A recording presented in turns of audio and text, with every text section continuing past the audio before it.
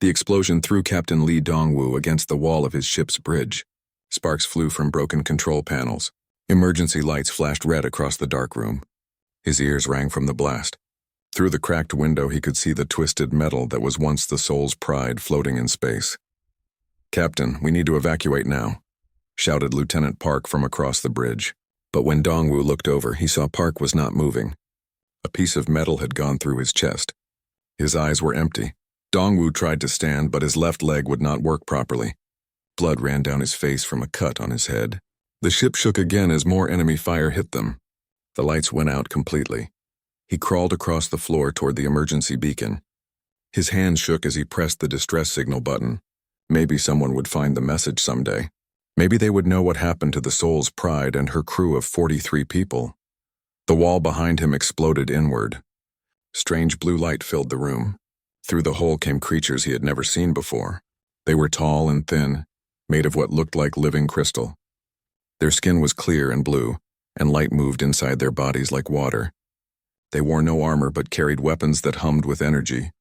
"Human survivor located," one of them said in perfect Earth language. Its voice sounded like wind through glass.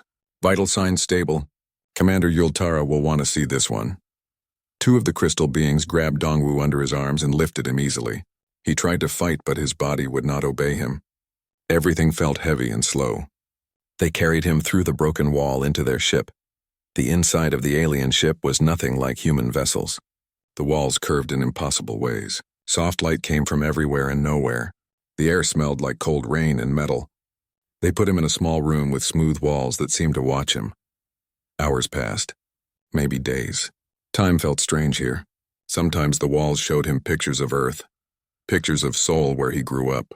Pictures of his sister Sojin working in the city farms. How did they know these things about him? Finally, the door opened without a sound. A taller crystal being entered. This one wore something like a uniform made of the same blue light that moved in their skin. "I am Commander Yultara of the Valaxian Empire," she said. Her voice was softer than the others, but still cold like winter wind. "You are Captain Lee Dongwu of the Earth Defense Corps. Your ship was in our territory without permission." "We were on a scouting mission," Dongwu said. His voice came out rough and weak. "We did not attack anyone." "Your people do not understand," Yultara said. She moved closer but kept her distance like he was dangerous. "This war between our species is pointless.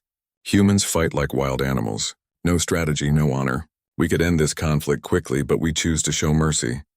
"Mercy?" Dongwu laughed, but it hurt his chest. "You destroyed my ship, killed my crew. We kept you alive," she said simply. "That is mercy. On other worlds, prisoners of war are not so fortunate. You will be studied. Your people's ways will be understood. This knowledge will help us end the war with less death." She turned to leave, then stopped. "You will be kept in cell block 7. It is where we house our most interesting specimens. Try to learn from this experience, Captain. Your cooperation will determine how comfortable your stay becomes." The crystal guards came back and took him through long hallways that seemed to stretch forever. Other doorways showed glimpses of rooms filled with strange machines and creatures he could not identify. Some moved. Some did not. All looked trapped. Cell Block 7 was different from the rest of the ship. The walls here were made of dark metal instead of crystal. The air was colder and smelled like fear. They walked past many doors with small windows. Behind some, he saw other beings. None of them looked like humans or Valaxians. "Your new home," one guard said, opening a door that was just bars of energy. The cell was small but clean. It had a bed, a place to wash, and a small table. On the table was a device that looked like it might be for food. Dongwu stepped inside and the energy bars appeared again. He was trapped, but something made him turn around.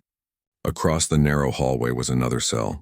Through its energy bars, he could see movement in the shadows. Something large was in there, something that did not want to be seen. "What is that?" he asked the guard. "Subject 47, the guard said. He looked nervous talking about it. "Nethrak from Mortis Prime, very dangerous. It killed 57 of our people before we captured it. We are lucky the barriers hold. How long has it been here? 6 months. Maybe more." The guard stepped back from Dongwu's cell. "Do not try to communicate with it. Nethraks are predators. They kill everything that moves. We only keep it alive to study how such creatures think." The guards left. The lights in the hallway became dimmer. Dongwu sat on his bed and looked across at the other cell. In the shadows, he could see two glowing spots. Eyes. They were watching him. He had expected to die when his ship was attacked. Instead, he was alive but trapped on an alien prison ship. The Valaxians called this mercy. They would study him like a bug under glass. They would try to understand humans by keeping him in a cage. But the creature across from him was in the same situation. Another prisoner. Another being taken from its home and locked away. The guards were afraid of it, but it had not tried to break free. It just watched and waited. "Hello?" Dongwu said quietly toward the other cell. "I am Lee Dongwu." The glowing eyes moved slightly. The creature was listening. "I guess we are both prisoners here," he continued. "Both far from home." Something moved in the shadows. A shape that was wrong somehow. Too many joints, too many angles. But the eyes stayed focused on him. Intelligent eyes. Not the eyes of a mindless beast. Dongwu lay down on his small bed and stared at the ceiling. Tomorrow would bring more questions from his captors. More tests. More attempts to understand the human mind. But tonight he was not completely alone. Across the hallway, another prisoner was watching. Another being who knew what it meant to be caged. The Valaxians thought they were showing mercy by keeping their enemies alive. But mercy meant nothing if it came with bars and chains. Real mercy would be freedom. Real mercy would be going home. He closed his eyes and tried to remember the smell of soul in spring. The sound of his sister's laugh. The taste of real food made by human hands. These memories were all he had left. These memories and the strange comfort of knowing that somewhere in the darkness across from him, another lost soul was dreaming of home. 3 days passed in the prison cell. Dongwu learned the routine quickly. Lights came on when the guards started their shift. Food appeared on his table twice a day from a slot in the wall. The food was gray and tasted like nothing, but it kept him alive. Water came from a small tap near his bed. The creature across the hall never got food when he did. Dongwu watched the guards walk past that cell without stopping. Sometimes they would look through the energy bars and shake their heads. Fear was clear on their crystal faces. "Why do you not feed it?" Dongwu asked one of the guards on the third day. The guard stopped and looked surprised that the human had spoken. "It is dangerous," he said. "Feeding schedule is different for predator species.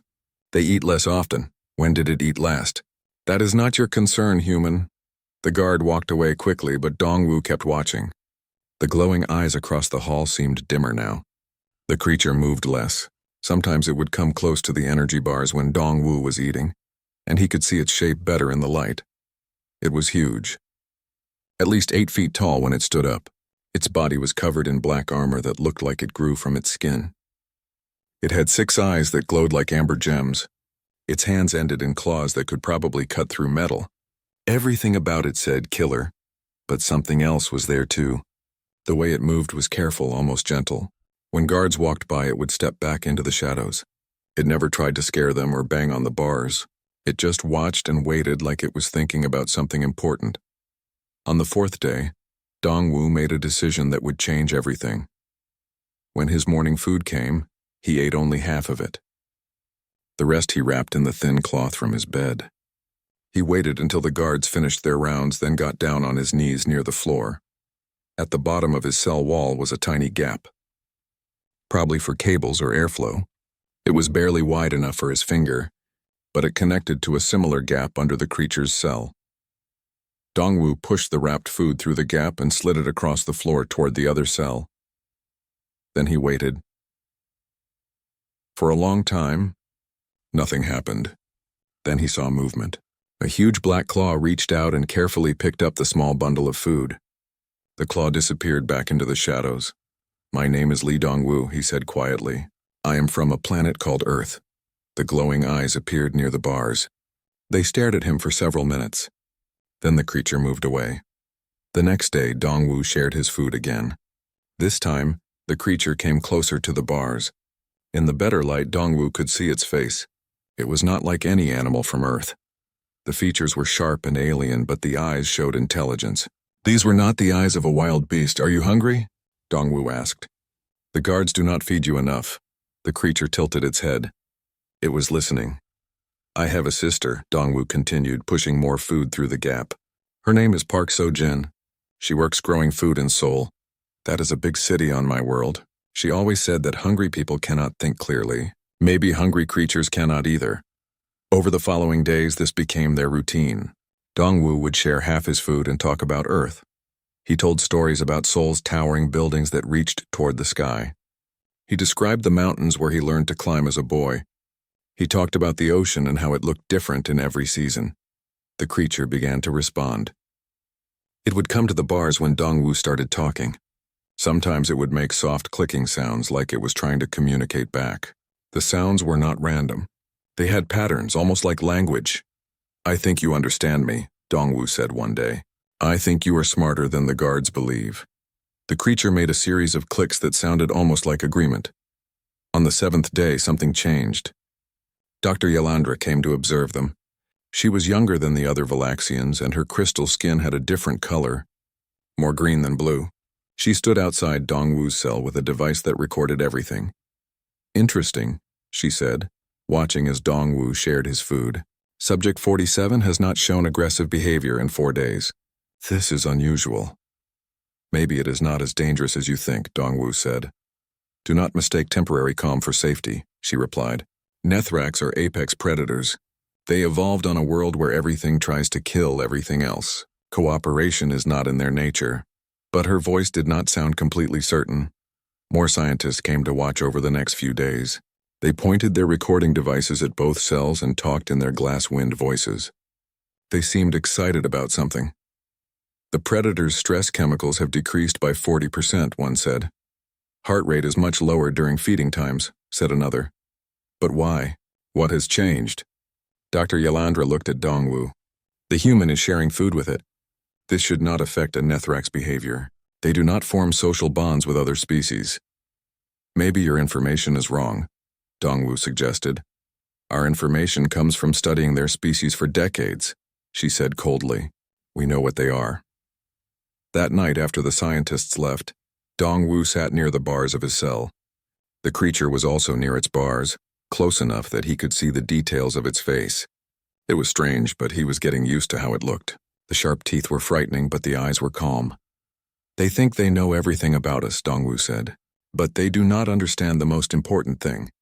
The creature made a questioning click. "They do not understand that being trapped together makes us less alone.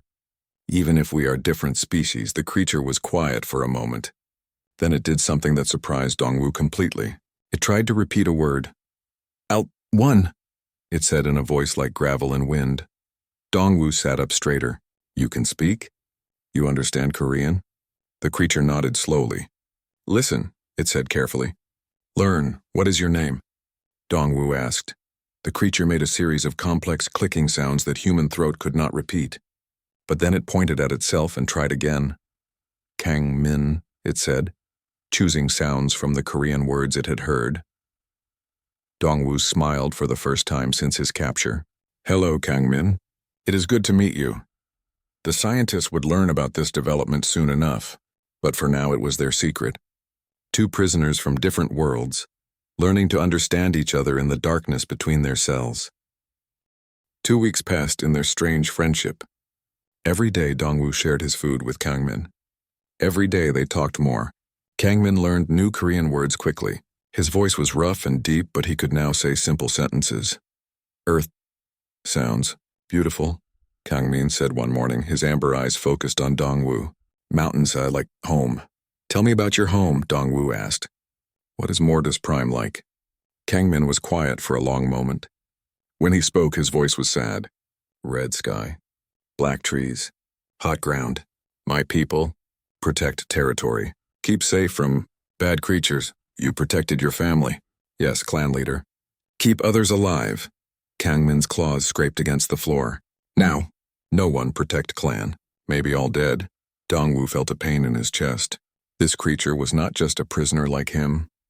Kangmin had been responsible for others.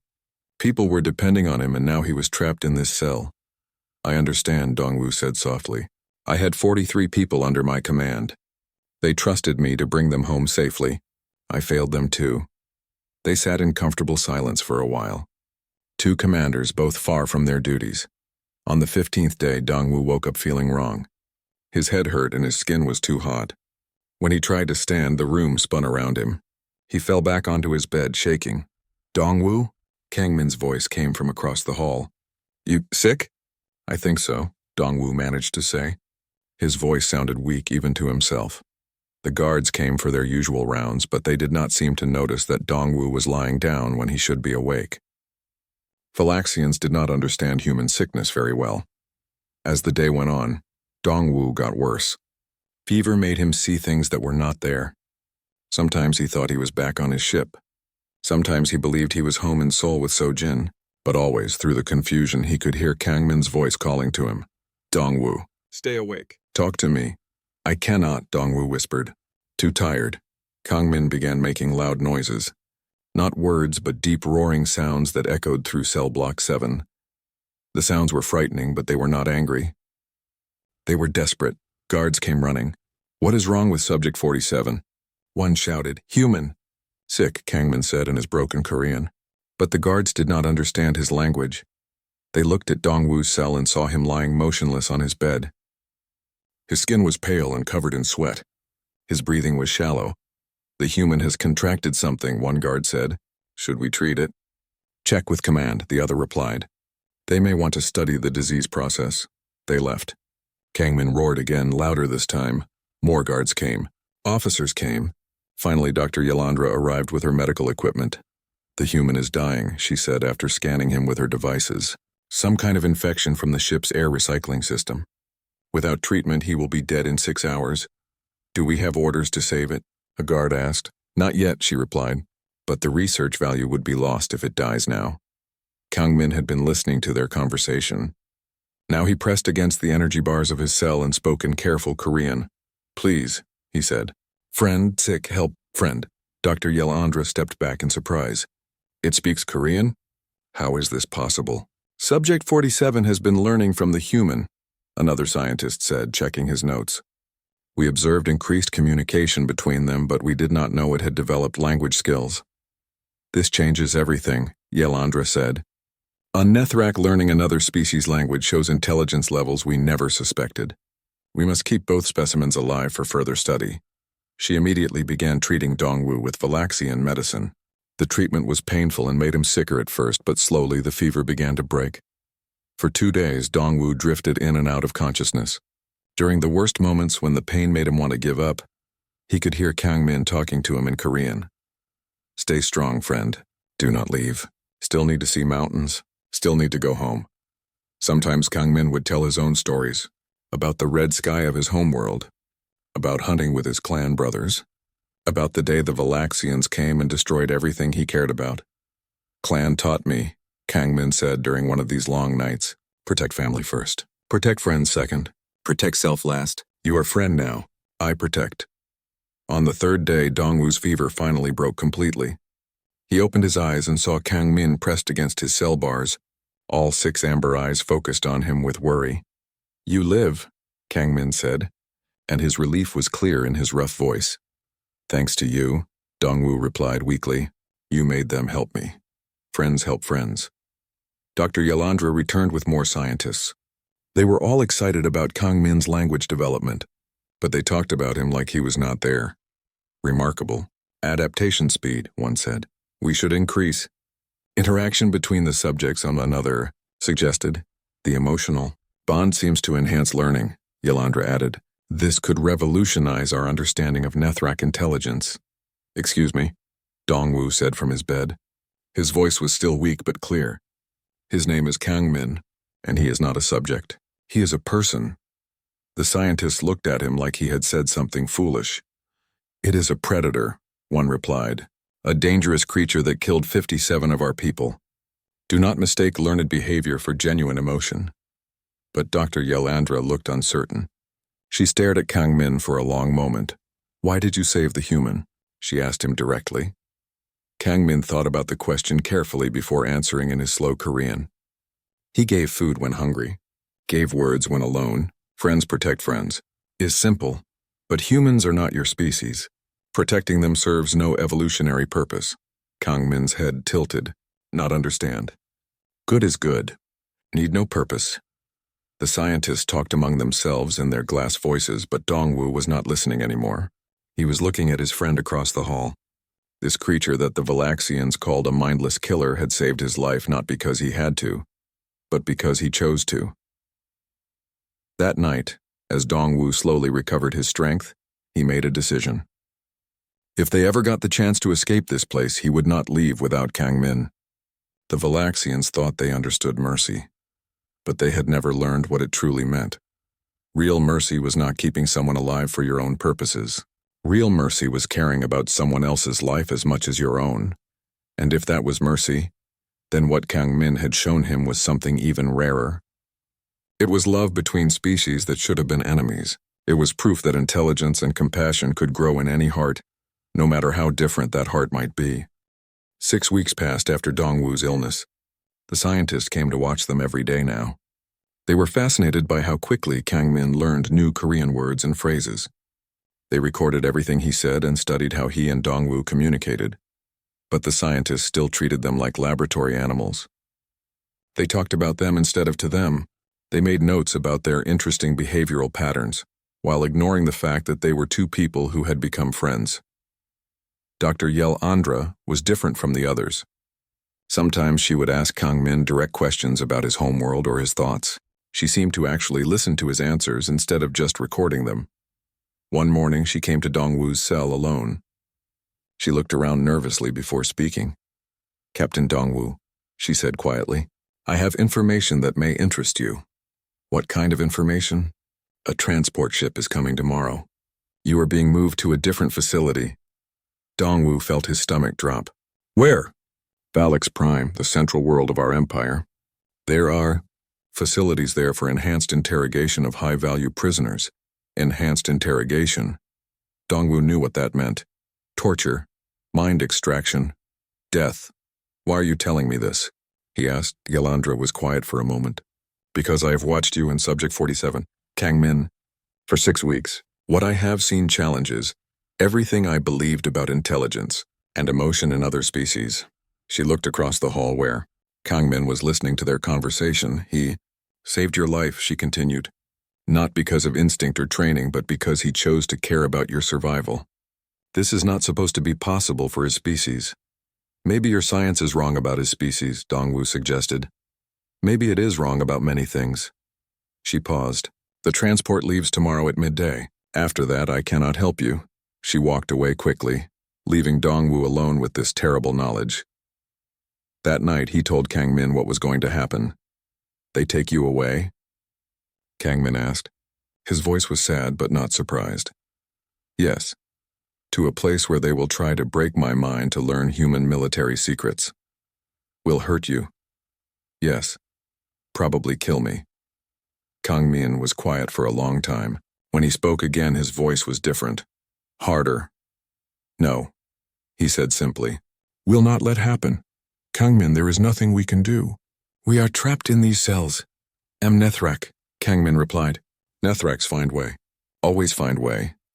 He moved to the back of his cell where the shadows were deepest.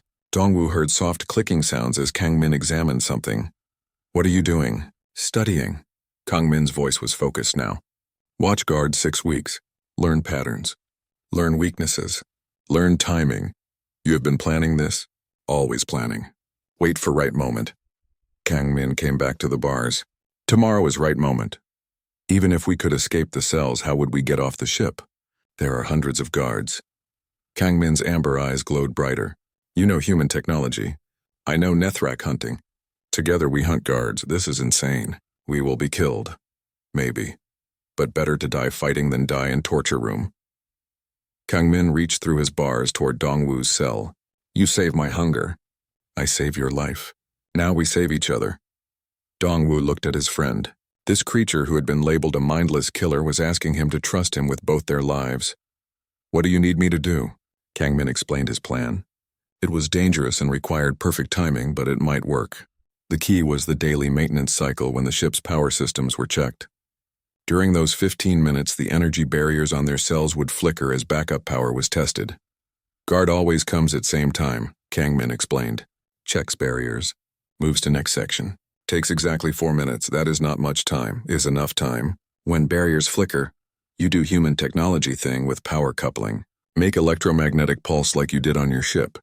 How do you know about electromagnetic pulses? Listen to guards talk. Learn many things when people think you not understand. Dongwu realized that Kangmin had been gathering intelligence the entire time they had been imprisoned. While the scientists studied him, he had been studying them. The pulse will shut down the barriers for maybe 20 seconds, Dongwu said. What then? Then I do what Nethraks do best. The next morning came too quickly.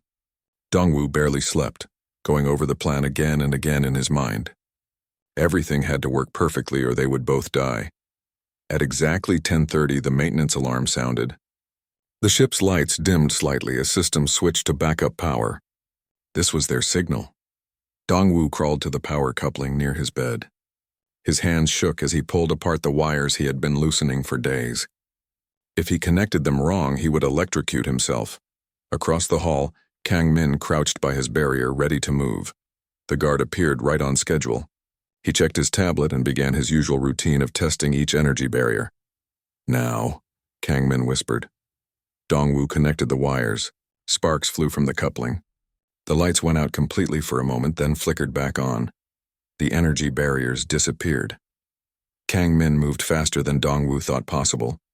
In one fluid motion, he crossed the hallway and tore the lock mechanism from Dongwu's cell door. The guard turned around just as 8 feet of apex predator landed on him. There was no time for him to scream. Come, Kang Min said, pulling Dongwu from his cell. Hunt begins now. Alarms started blaring throughout the ship. Emergency lights flashed red. Over the speaker system, voices shouted in the Valaxian language. They know we are out, Dongwu said. Good, Kang Min replied, his voice now carrying the dangerous tone of a predator on the hunt. Prefer enemies who know I am coming. They moved through the corridors of Cell Block 7. Kang Min led the way, his enhanced senses guiding them away from the largest groups of guards. But they both knew this was just the beginning. To escape the ship, they would have to fight their way through an entire crew of trained soldiers. They would have to reach the hangar bay where the small ships were kept. And they would have to do it before overwhelming force could be brought against them. Are you ready, friend? Kang Min asked as they approached the main corridor. Dongwu thought about his sister So-jin, who would never know what happened to him. He thought about his dead crew who deserved justice. He thought about Dr. Yolandra who had risked herself to warn them. Yes, he said. Let us go home. The main corridor was chaos. Red emergency lights flashed everywhere. Valaxian guards ran in all directions, their crystal armor clinking as they moved. Orders were shouted in their glass-wind voices, but panic made them hard to understand. Subject 47 has escaped containment, someone yelled over the alarm system. All units to Cell Block 7 immediately. Kang Min pressed against the wall and listened. His amber eyes tracked the movement of every guard they could see. 12 guards coming from left corridor, he whispered to Dongwu. 6 from right. More coming from behind, how can you tell? Footsteps, heartbeats, breathing, all different. Kang Min's voice was calm despite the danger. Wait here. Before Dongwu could protest, Kang Min disappeared into the shadows near the ceiling. Nethraks were natural climbers, and the ship's pipes and support beams might as well have been a highway for him. The first group of guards rounded the corner with their energy weapons ready. They expected to find a cornered predator, easy to surround and capture. Instead, they found nothing but an empty corridor. Kang Min dropped from above like a falling shadow. His claws went through the first guard's armor like it was paper. The second guard tried to raise his weapon, but Kang Min was already moving to the next target. It was over in seconds. 12 trained soldiers defeated by one Nethrak, who fought with the speed and intelligence that evolution had given him. Clear, Kang Min called softly. Dongwu came out from his hiding place and stared at the fallen guards. He had never seen anything move that fast. But what impressed him more was that Kang Min had not killed them. They were unconscious or too injured to fight, but they were alive. You spared them, Dongwu observed. Kill only when must kill, Kang Min replied, picking up one of the fallen energy weapons. These guards not choose to cage us. Just follow orders. They moved deeper into the ship. Kang Min led them through maintenance tunnels and service corridors that most people never saw. He seemed to know exactly where he was going. How do you know this ship so well? Dongwu asked as they crawled through a narrow vent. 6 weeks studying. Listen to guard talk. Watch maintenance crews. Learn every path. Kang Min paused. Also ship design similar to Valaxian research station on my world. Know how they build things. They emerged from the vent near the ship's main laboratory. Through the transparent walls, Dongwu could see scientists destroying data files and locking away equipment. They were preparing for a fight. Dr. Yelandra was there, but she was not destroying anything. She was arguing with the other scientists. We cannot just delete 6 weeks of research, she was saying. The behavioral data alone could change our understanding of multiple species. The data is contaminated, another scientist replied. We cannot trust observations made on escaped subjects. They escaped because we underestimated their intelligence. That proves the data is more valuable, not less. Captain Velnox entered the laboratory with a squad of heavily armed guards. His crystal armor was darker than the others, and his weapon looked more dangerous. Dr. Yelandra, he said, you will evacuate this section immediately. We are sealing the laboratory and flooding it with stun gas. What about the research? Research means nothing if we cannot recapture the subjects alive. His voice was cold with anger. That human and that creature have made fools of my entire security force. I will not allow that to continue. From their hiding place, Kang Min and Dongwu watched this conversation. They needed to reach the hangar bay, but Captain Velnox's squad blocked their path. Too many guards, Dongwu whispered. We need another route. No, Kang Min said quietly. Need distraction. And need help. Before Dongwu could ask what he meant, Kang Min did something unexpected. He stood up and walked into the laboratory through the main entrance. Hello, scientists, he said in his careful Korean. I'm looking for Dr. Yelandra. The laboratory erupted in shouts and panic. Guards raised their weapons, but Captain Velnox held up a hand. Do not fire. We need them alive for interrogation. He stepped forward. Subject 47, you will surrender immediately or we will kill your human companion. Dongwu not here, Kang Min replied. Sent away. Safe. Do not lie to me, creature. Not lying. Not creature. I'm Kang Min. Amperson. His voice was calm but firm. You not understand difference. That why you lose, Captain Velnox raised his weapon. Enough games. Where is the human? Right here, Dongwu said, stepping into the laboratory behind the guards. The Valaxian spun around in surprise. In that moment of confusion, Kang Min moved. But instead of attacking, he grabbed Dr. Yelandra and pulled her away from the line of fire. Doctor, help us, he said to her quietly. Doctor, understand we are people, not subjects. Please help us go home. Yelandra looked into Kang Min's 6 amber eyes. Whatever she saw there made her decision for her. This way, she said, leading them toward a secondary exit. The maintenance hangar has smaller ships. Doctor, what are you doing? Captain Velnox shouted. What I should have done weeks ago, she replied. The guards opened fire, but the 3 of them were already moving. Energy beams scorched the walls where they had been standing. Alarms grew louder as more security forces were called. They ran through corridors filled with smoke and flashing lights.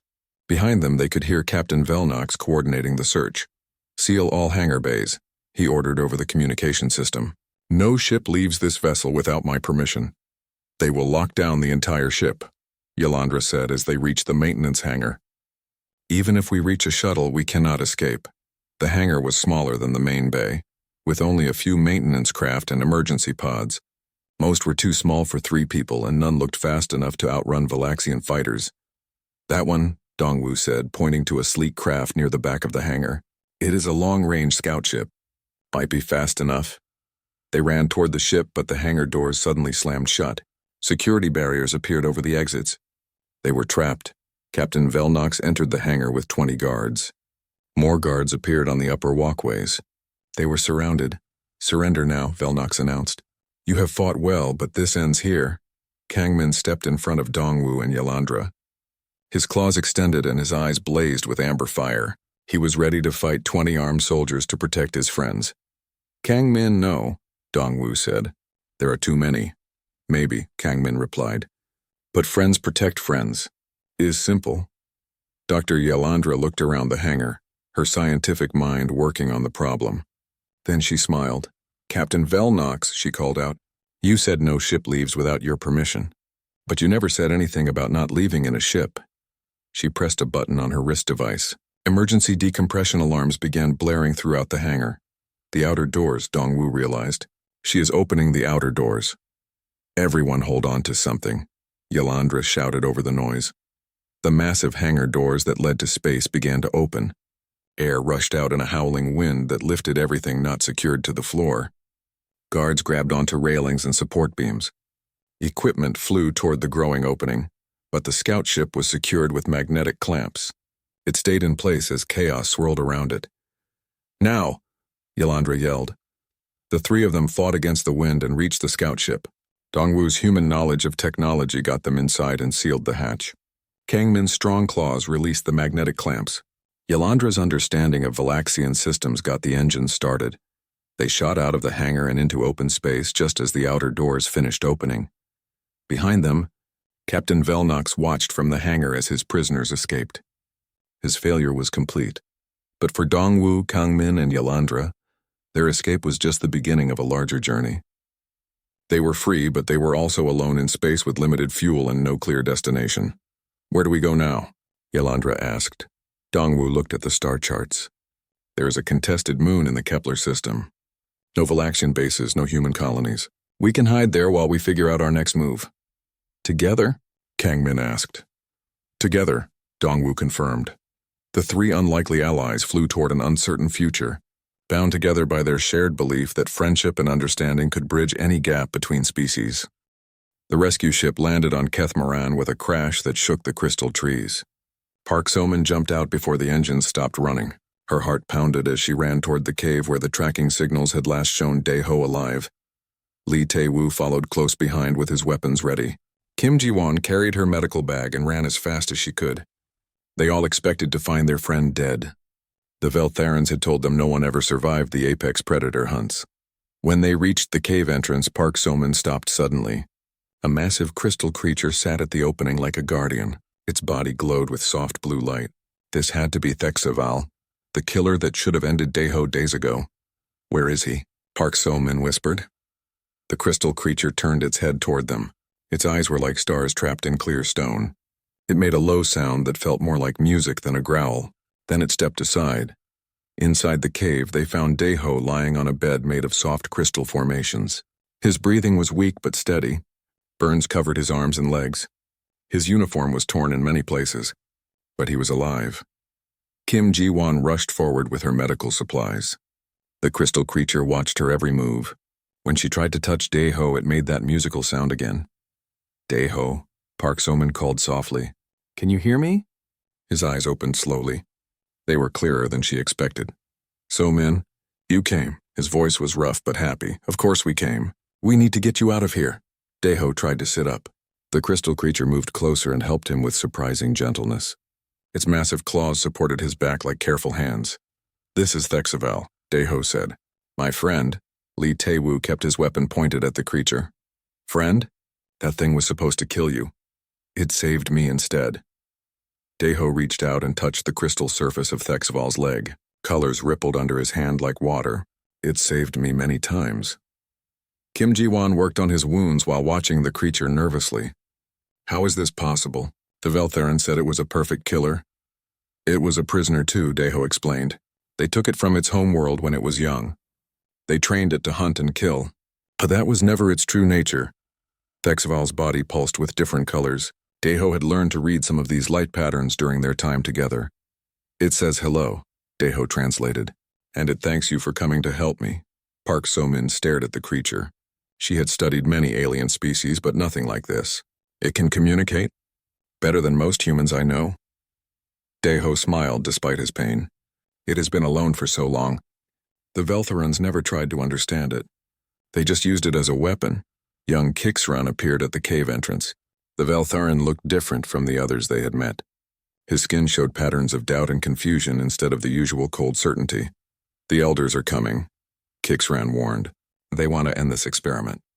They plan to kill both the human and the creature. Can you stop them?" Park So-min asked. "Some of us will try, but many still believe in the old ways." Kixran moved closer to look at Thexval. "Is it true? Does the predator really protect instead of hunt?" Daeho nodded. "Show him, my friend." Thexval's body filled with warm golden light. The patterns moved in complex waves that somehow felt like happiness and peace. Even without understanding the meaning, everyone in the cave felt calmer. "Amazing," Kixran whispered. "We never knew it could feel joy." "Because you never let it choose," Daeho said. "You only saw it as a tool for killing." The sound of many ships landing outside reached them. Elder Morkesh had arrived with a full hunting party. They came ready for war. "We need to go," Li Tewu said. "Now." But Thexval would not move. It placed itself between the cave entrance and Daeho. Its colors changed to deep red and silver. Even without knowing the language, they understood this meant protection and determination. "It will not leave me," Daeho said, "and I will not leave it." "Then we all stay together," Park So-min decided. "Kim, can you move him?" "With help, yes. But we need time." The sound of boots on crystal ground grew louder. The Veltharan hunting party was almost at the cave. Kixren stepped toward the entrance. "I will talk to them. Some of my people are beginning to question the hunts. This could be our chance to show them a new way." Elder Morkesh appeared in the cave mouth with 6 armed hunters. His forearms held different weapons. His translucent skin showed the dark patterns of anger and disgust. "Enough of this madness," Morkesh declared. "The creature has been broken by contact with the inferior species. We will destroy them both and begin fresh trials." "Wait," Kixren stepped forward. "Look at them. Really look." The predator chose protection over killing. The human showed respect instead of fear. They found something we never allowed them to find. Impossible. Lesser species cannot form bonds with apex predators. This is disease, not friendship. Thexval stood taller, and its colors shifted to patterns none of them had seen before. Complex waves of blue and gold and silver moved across its crystal body. The light grew brighter until it filled the entire cave. Then something happened that changed everything. The light reached out and touched each person in the cave. For a moment, they all felt what Thexval felt. The loneliness of endless years. The pain of being forced to kill. The joy of finally finding understanding. The fierce love for the small human who saw past its fearsome appearance. Several of the Veltharan hunters stepped back in shock. One dropped his weapon completely. "It thinks," one hunter whispered. "It feels. Just like us." Elder Morkesh raised his primary weapon. "Lies and tricks. I will end this now." But Daeho struggled to his feet with Thexval supporting him. "You can kill us," he said in a voice that carried clearly through the cave. "But you cannot kill what we discovered. Other species will learn from this. The galaxy will know that your mercy hunts were never about mercy at all. They were about fear," Park So-min added. "Fear of admitting that other species might be your equals." More Veltharan ships landed outside. But these carried different passengers. Kixren smiled as his allies arrived. Nearly half the Veltharan Council had come to witness this moment. The cave filled with voices as reformers and traditionalists argued. Some wanted to preserve the old ways. Others demanded immediate change. Through it all, Thexval stayed close to Daeho. Its colors remained steady and calm. It had found what it never knew it was looking for. Not just one friend, but the hope of many friends. A future where it could choose its own path. Kim Ji-won finished treating Daeho's wounds. "Can you travel?" "With my friend's help, yes." As they prepared to leave the cave, Elder Morkesh made one final threat. "This is not over, human. The galaxy has natural laws. Predators hunt, prey dies. You cannot change this." Daeho looked at the elder with the same calm curiosity he had shown Thexval on their first meeting.